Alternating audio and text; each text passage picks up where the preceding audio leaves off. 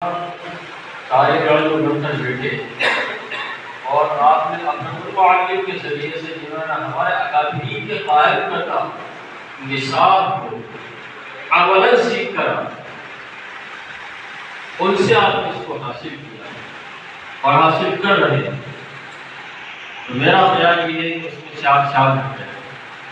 آپ کے علم کے اندر آپ سے امت کو استفادہ ہو رہا تھا، انشاءاللہ اور بھی زیادہ ہوگا۔ تو یہ اس معنی میں ہمارا یہ جو آج تدریب المعلمین کا ایک روزہ ورکشاپ ہے، تربیتی پروگرام ہے، یہ الحمدللہ بہت کامیاب ہوا، کیونکہ جو کارگزاری ہے ابھی آپ لوگوں نے دی ہے، بہت خوشی ہو رہی ہے اس کو سن کر، اس کو پڑھ کر، اس کو دیکھ کر ایسا لگ رہا ہے کہ واقعتاً ہم بہت پیچھے ہیں، بہت پیچھے ہے۔ جو کام بہت پہلے ہو جانا چاہیے تھا اسے ہم بہت دیر سے کروایا، لیکن یہ اگر آپ لوگوں کا تعاون انشاءاللہ ملتا رہا تو اس قسم کے تربیتی پروگرام مستقل شہر میں اللہ نے چاہا تو ہر 2 مہینے 3 مہینے کے اندر ہوتے رہیں گے۔ سب سے بڑی اس کی ایک خاص چیز یہ ہوتی ہے کہ اس کی اہمیت آپ کو ہے، جس کو اہمیت ہوتی ہے اسی کو اللہ نوازتا بھی ہے، اور نہیں تو اگر اہمیت نہیں ہے، جیسے کہ بتایا کہ پہلے خود کو پہچانو، خود کی قدر کرنا سیکھ گئے، زمانہ آپ کی قدر کرے گا، اور خود کی قدر اگر آپ نے نہ کی زمانہ آپ کی قدر نہیں کرے گا۔ تو کہنے کا یہ مطلب ہے کہ اگر اس کی اہمیت آپ کے اندر واقعات رہے کہ یہ ہمیں جو ہے اس قسم کے تربیتی پروگرام مستقل ہمارے لیے ہوتے رہنا چاہیے، جس سے ہمیں استفادہ ہو، جس سے ہمیں فائدہ حاصل ہو، جس سے ہمیں سیکھنے کو ملے کہ ہمیں کام آج کے وقت میں کیسے کرنا ہے، کیونکہ اسلام تو روز اول سے لے کر قیامت تک کے لیے، ظاہر بات ہے کہ ہر دور کے اندر نئی نئی شکلیں آئیں گی، لیکن نئے نئے طریقے کار ہوں گے، قرآن و حدیث وہی رہے گا، اس میں کوئی تبدیلی نہیں ہوگی، لیکن طریقہ کار ہمیشہ تبدیل ہوتے رہے گا۔ اور ظاہر بات ہے کہ طریقہ کار اللہ ان لوگوں کے دلوں پر کھولتا ہے جو مستقل متفکر رہتے ہیں، مستقل فکر مند رہتے ہیں، مستقل جو ہے وہ غور و فکر کے اندر، سوچ کے اندر رہتے ہیں، اللہ ان پر کھولتا ہے، ان پر کام کھولتا ہے کہ آج کے وقت میں ہمیں کام کیسے کرنا ہے۔ آپ کا رحمۃ اللہ علماء کرام ہے جانتے ہیں کہ کئی ممالک ایسے ہیں جہاں پر قرآن کو دیکھنے کی پابندی تھی، قرآن حالت نہیں تھا، تو وہ کیسے عالم بنتے، کیسے عالم بنتے، کیسے مسلمان باقی رہتے، کیسے اسلام کے اندر باقی رہتا۔ معلوم ہوا کہ اس دور کے اکابرین کے اوپر اللہ نے اس طریقے سے اس کام کو اس کو کھولا کہ ان لوگوں نے اس دور کی اعتبار کی حکمت عملی اختیار کی اور قرآن باقی رہا، الحمدللہ اسلام باقی رہا، مسلمان باقی رہے، یہاں تک کہ جب اس ملک کے ٹکڑے ہوئے تو کئی ملک مسلمانوں کے ٹکڑے ہوئے۔ تو یہ بات یہ کہنے کی ہے کہ یہ طریقہ کار جو ہے ہمیشہ اپڈیٹ ہوتے رہیں گے، نئے نئے ہوتے رہیں گے، اور اس دور کے جو مجدد ہوں گے اللہ اس کام کو لیتا رہے گا۔ اگر ہمیں واقعاتاً اگر سچائی کے اندر ہم عالم دین ہیں،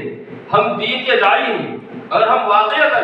اسلام کے تحفظ کے عالم بردار ہیں، تو ہمارے اندر یہ فکر ہمیشہ ہونا چاہیے کہ ہم اپنے اکابرین کی جو سوچ ہے، جو فکر ہے، اس سے ایک لمحہ پیچھے نہیں،